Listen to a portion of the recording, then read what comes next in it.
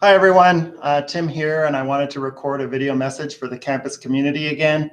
Wanted to reach out as we're wrapping up the semester and to recognize that students have completed final exams and papers, and hopefully that went well. And faculty, I hope that similarly the exams and papers went well for you. I know well myself the challenges of grading, all of those things, so I wish you well with that. I'd like to thank everyone, student, staff, and faculty, for rolling with the challenges we've had. And I know everything has been less than perfect, but so grateful to all of you for your support in helping us to get to the end of the semester. So let's take a breath and recognize what we've been able to accomplish. I recognize as well that everyone's in the process of implementing the COVID pass and COVID fail grades. I recognize any change to standard grading is always a challenge, and again, I thank you for that. The goal here, I think, as you know, is to do our best and recognize that we need to be somewhat flexible, but certainly I know there's some challenges with it again. So thanks to all of you, thanks to General Faculty's Council, and thanks to the Enrollment Services team and to everyone doing grading for that. I wanted to provide a few updates, if I may, with regard to campus access. As we retool for the start of the next semester, we're asking all students to stay away until after May 4th. Students will have received an email telling them how they can get their belongings, so please look out for that. And again, for faculty and staff, we are trying to minimize the number of people on campus, again, in light of trying to keep the campus safe and reduce the spread of COVID-19. So we ask for your support and cooperation with that. Also, I would note that access to campus is limited to Monday to Friday, 8 till 5 p.m.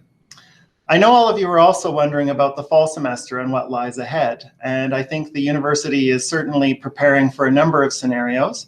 We have a planning ahead team working, which has representatives from the academic side of the house as well as the facilities side of the house, and we are trying to work on a number of scenarios, recognizing that we are beholden to A, what happens in the world, and B, the instructions of Alberta Health Services, as well as the Chief Medical Officer.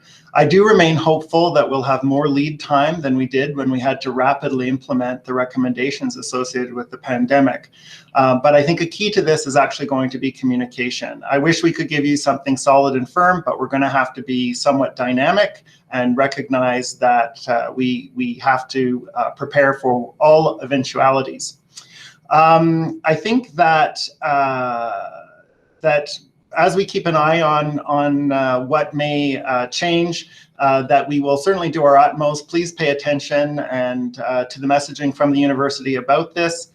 In happier news, I wanted to highlight the federal government announced support for students this week, $9 billion of federal money going to students to support them.